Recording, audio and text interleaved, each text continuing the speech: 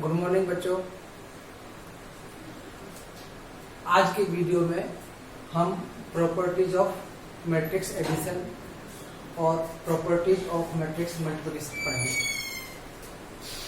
Properties of matrix addition में सबसे पहले आता है a plus B is equal to a plus B is equal to B plus A plus B is equal to B plus A, यानी कि ये cumulative law क्रम विनिमय नियम का पालन करता है। मैट्रिक्स क्रम विनिमय नियम का पालन करता है। ओके, अब इसको प्रूफ कैसे करें? ये क्रम विनिमय नियम कॉम्युलेटिव लॉ का पालन करता है।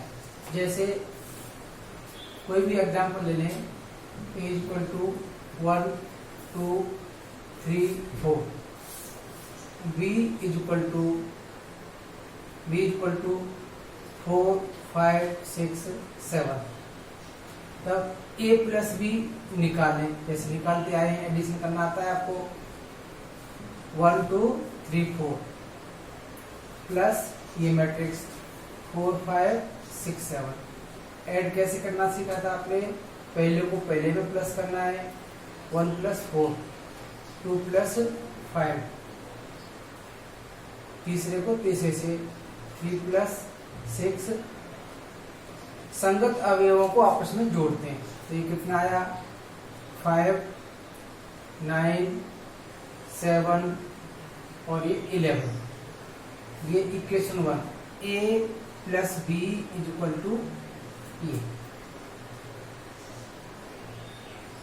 अब दूसरा ले b प्लस ए, तो b के मैट्रिक्स b को पहले लिखेंगे। मैट्रिक्स b ये 4 5 6 7 प्लस ए मैट्रिक्स ये 1 2 3 4। सेम जैसे पहले प्लस किया था वही करेंगे, करस्पॉन्डिंग एलिमेंट्स को प्लस करना है। 5 plus 2 6 plus 3 7 plus 4। Place to place, पहले को पहले से दूसरे को दूसरे से। ये कितना आया? 4 प्लस 1 5, ये 9, ये 7, 11 प्लस ये 11, 7 प्लस 4 11। अब देखिए इक्वेशन फर्स्ट में और सेकंड में सेम है, तो आसानी से अपन फ्रॉम इक्वेशन 1 एंड सेकंड क्या आया? a plus B equal to B plus A plus B equal to B plus A. ये प्राप्त कर लिया। यानी कि मैट्रिक्स एडिशन क्रम विनिमय नियम का पालन करता है। कॉम्युलेटिव लॉ का पालन करता है। पहला प्रूफ हो गया। इसी प्रकार इसी क्रम में आपने a प्लस बी और b प्लस ए देखा, दोनों फर्स्ट सेकंड से इक्वल आया। अब अगला सेकंड प्रॉपर्टी है इसकी,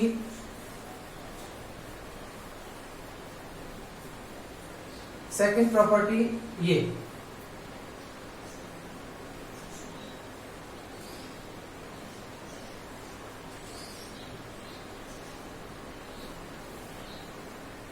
a plus B plus C equal to a plus B plus C, a plus B plus C.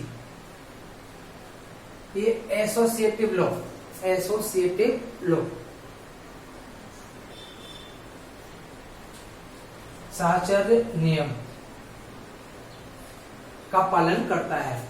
Matrix addition साहचर्य नियम का पालन करता है, एसोसिएटिव लॉ का पालन करता है। a plus B plus C equal to a plus B, bracket में देखो यहाँ ये ब्रैकेट है, यहाँ ये ब्रैकेट है, तो इसको प्रूफ करने के लिए हमें a b c 3 मैट्रिक्स ले लेंगे। जो इच्छा है वो लीजिए। 1 2 3 4, b equal to 0 -1 4 1, c equal to 2 3 1 2, 3 matrix ले लें। अब LHS के लिए A प्लस बी करना है, पहले A plus B 1 2 3 4 plus 0 minus 1 4 1 plus करेंगे कितना आएगा, ये डायरेक्ट कर देते हैं अपन 1 1 7 और ये 5।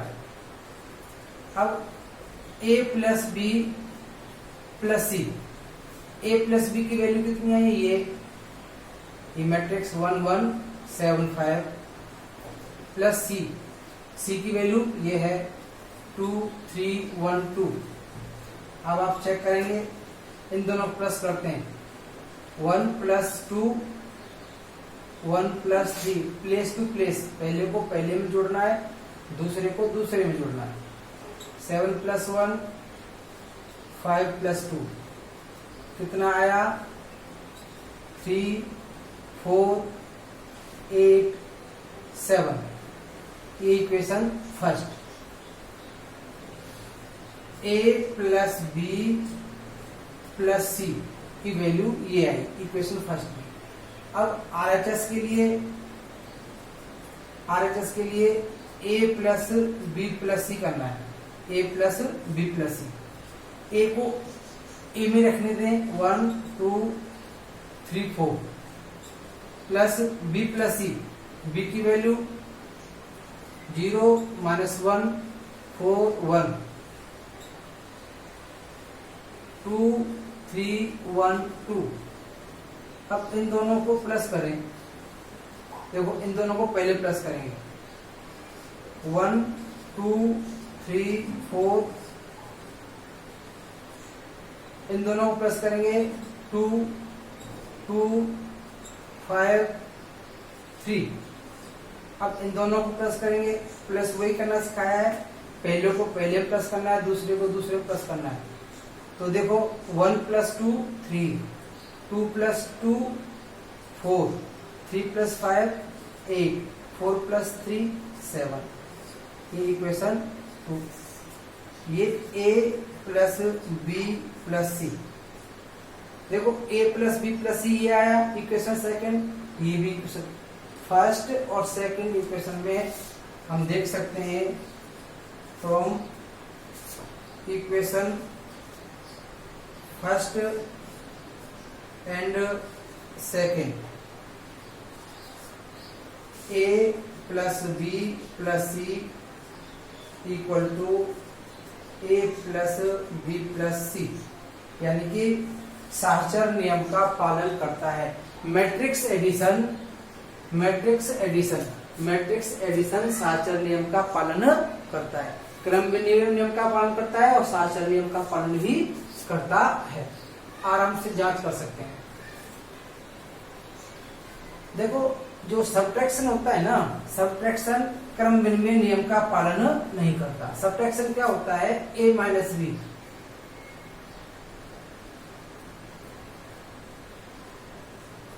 A minus B not equal to B minus A, A minus B not equal to B minus A, A minus B not equal to B minus A. Subtraction क्रम विनिमय नियम का पालन नहीं करता। A minus B not equal to B minus A. अब देखो इसमें तीसरा प्रॉपर्टी है, तीसरी property A plus 0 equal to A और 0 प्लस A। अब देखो 0 A प्लस 0 है ना, बड़ा 0 क्या होता है, जिस क्रम का A है उसी क्रम का 0 आव्यूह है, जिस क्रम का A है उसी क्रम का क्या होता है 0 आव्यूह। तो 0 को क्या करते हैं, एडिटिव योग A plus 0 is equal to A plus 0 is equal to A plus 0 is equal to A। तो एडिटिव आइडेंटिटी हो गई, एडिटिव आइडेंटिटी। A में क्या जोड़े कि A ही बना रहे, ए में क्या जोड़े, वो ए ही बना रहे, तो ए में ओ जोड़े, ए में ओ जोड़ रहे, ओ क्या होता है शून्य, शून्य आव्यूह, ए में शून्य आव्यूह जोड़ी जाए तो वो ए ही रहती है, इसलिए ए को क्या बोलते हैं, योज तत्सम, एडिटिव, योज तत्समक, ओ को ए का योज तत्समक कहते हैं, ओ को ए का योज तत्समक कहते हैं।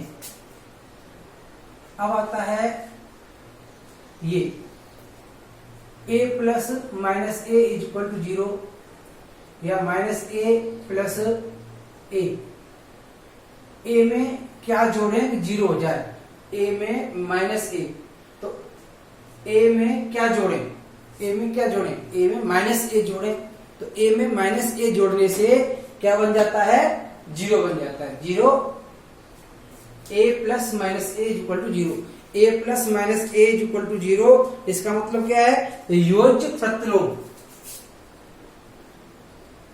योज्य प्रतिलोम।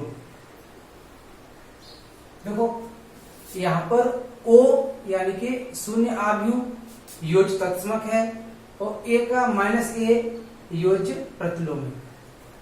एडिटिव इनवर्स, एडिटिव इनवर्स और एडिटिव आइडेंटिटी, एडिटिव आइडेंटिटी और एडिटिव इनवर्स। 6 देखो ये cancellation no, matrix addition, matrix addition निरसन नियम का पालन करता है, निरसन नियम होता है cancellation law, A plus B is equal to A plus सी।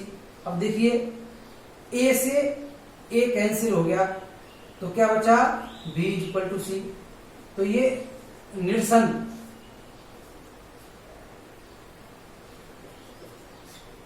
नियम होता है, कैंसिलेशन लॉ, कैंसिलेशन नियम।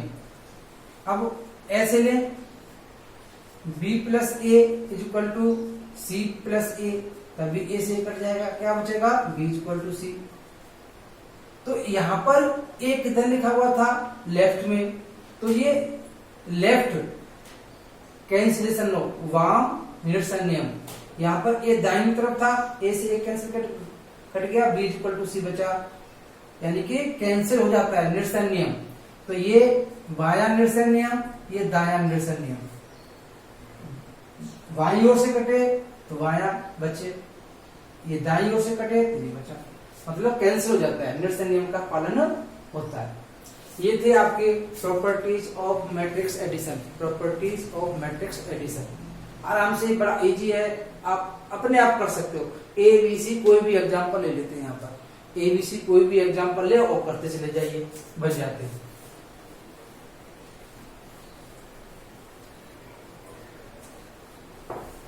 जैसा कि हमने पिछले वीडियो में भी बताया था, प्रॉपर्टीज ऑफ मैट्रिक्स मल्टीप्लिकेशन, मैंने मल्टीप्लिकेशन करना सिखाया था।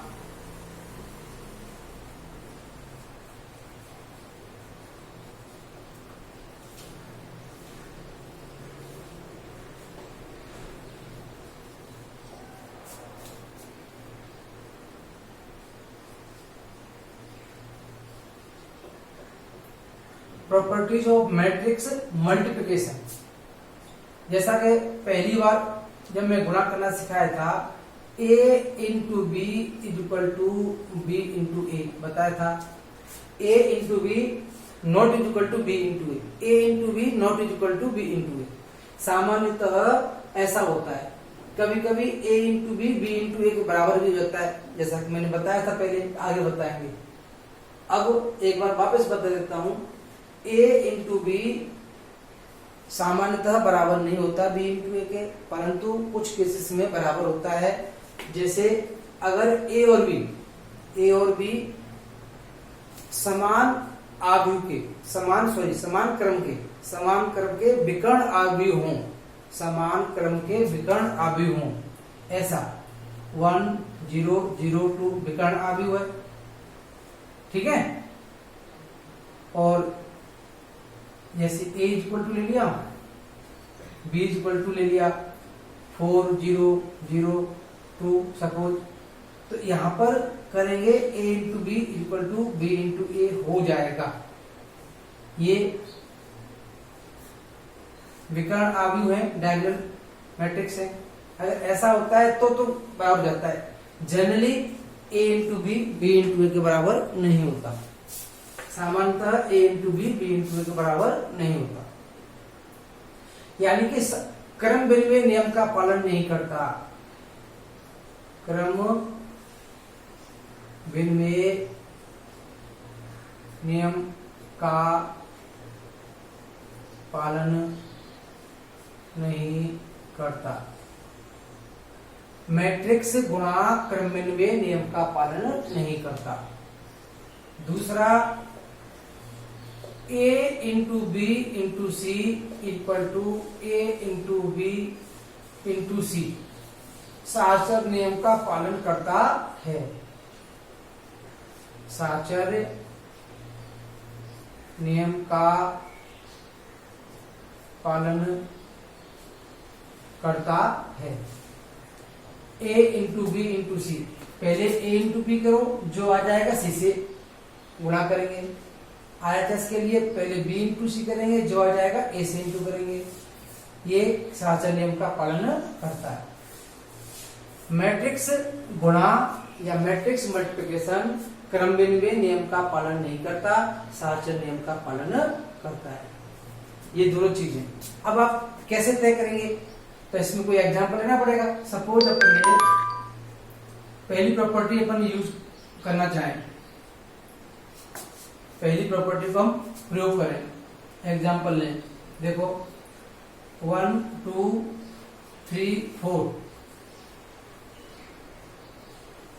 b equal to 2 1 1 3 a into, पिछली बार आपने वीडियो देखा होगा, a इंटू बी कब करते हैं, गुणा कब होता है, a और b का गुणा कब हो सकता है।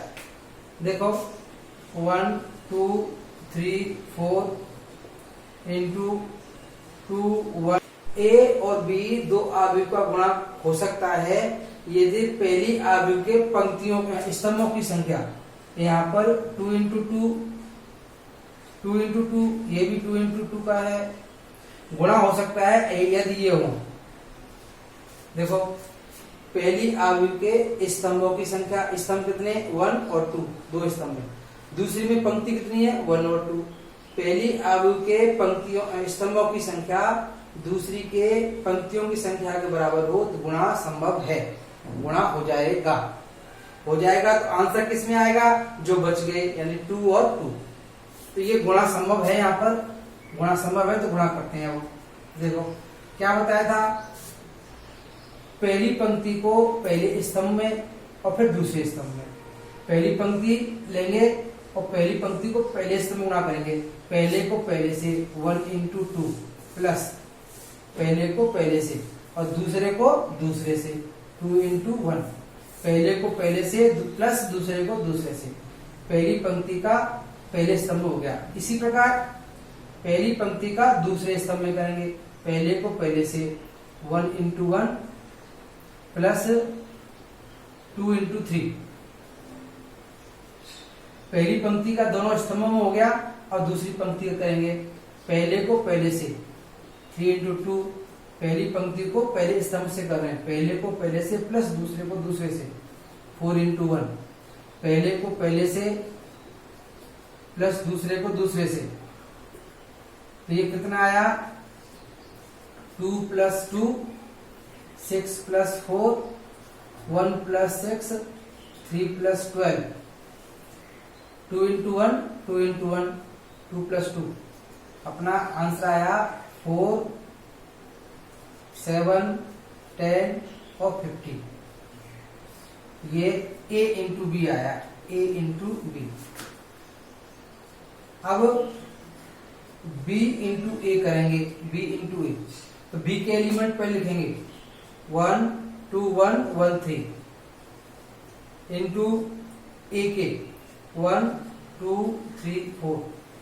गुणा करना पहले सिखाया था आपको, देखो पहली पंक्ति का पहले स्तंभ में 2 इंटू 1 2 का 1 में, फिर 1 का 3 में, प्लस 1 इंटू 3 2 का 2 में, 2 इंटू 2 प्लस पहले का पहले में दूसरे का दूसरे में 1 इंटू 4, पहले का पहले में 1 इंटू 1। देखो दूसरी पंक्ति का पहले स्तंभ में कर रहे हैं, पहले का पहले में गुणा दूसरे का दूसरे में 3 इंटू 3, 1 इंटू 2,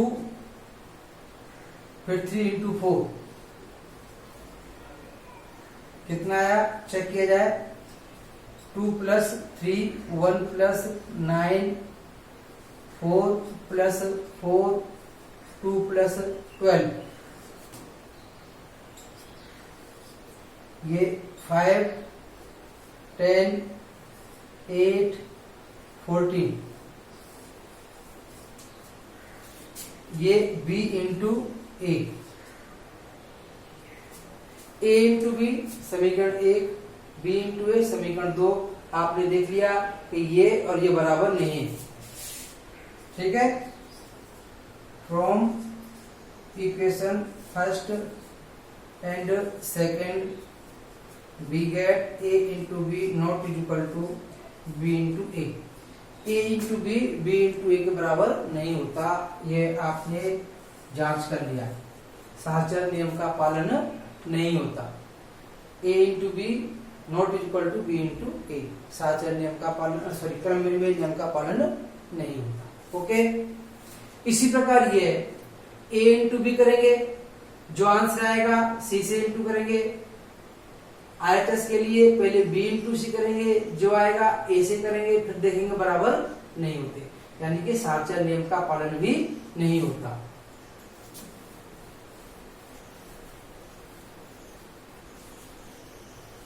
अगर गुणा करना सीख लिया समझ लो मैट्रिक्स आपने सीख लिया। अब देखो इसी में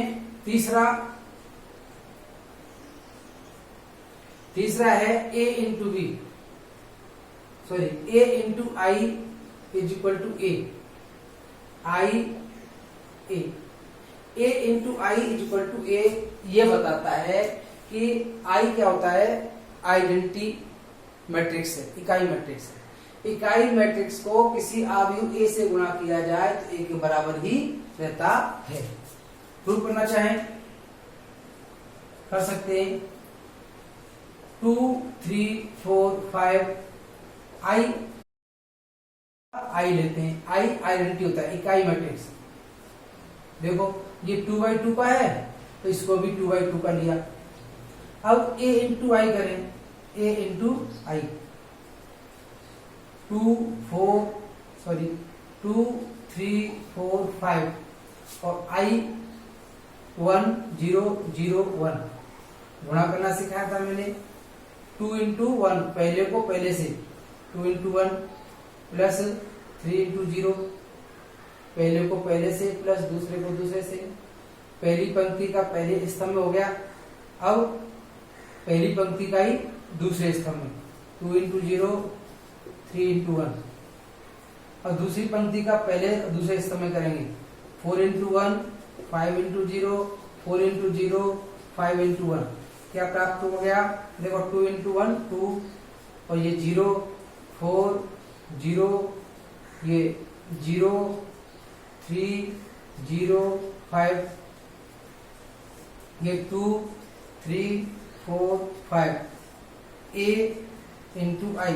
अब a इंटू आई हमने a ये लिया था ना, तो इट इज a 2 3 4 5 2 3 4 5 a के बराबर आ गया। तो a into I is equal to a into I is equal to a। इसी प्रकार i इंटू a करेंगे तब भी a ही आएगा। तो किसी आव्यूह को अगर आइडेंटिटी मैट्रिक्स से गुणा करेंगे तो क्या आएगा, a ही प्राप्त होता है। समझ में आ गया होगा। किसी मैट्रिक्स को i से इंटू करेंगे, a और i same matrix same order होना चाहिए, तो i के बराबर प्राप्त होता है। देखो एक बहुत इंपॉर्टेंट चीज जैसे अभी बताया था ना, उसी प्रकार का ये है। ये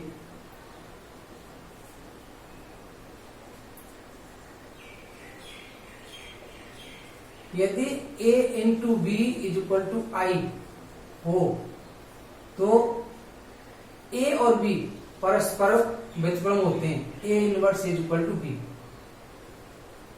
ठीक है, और b inverse is equal to a का व्युत्क्रम b होता है, b का व्युत्क्रम a होता है। अगर a into B is equal to I हो तो जब भी आए दो मैट्रिक्स को का गुणा, दो अवयवों का गुणा आई आ रहा हो तो a b का व्युत्क्रम होता है, b a का व्युत्क्रम होता है, ठीक है। a inverse is equal to b, a inverse is equal to b, या b inverse is equal to ये भी हो सकता है। अब आता है distributive law, a into B और a इंटू सी। ये वितरण नियम है, वितरण नियम का पालन करता है, गुणा वितरण नियम का पालन करता है। a ब्रैकेट में b प्लस सी है, a गुणा b प्लस सी, तो a का गुणा b में भी होगा और a का गुणा c में भी होगा। a इंटू बी और a इंटू सी, तो ये कौन सा नियम है? वितरण नियम, डिस्ट्रीब्यूटिव लॉ।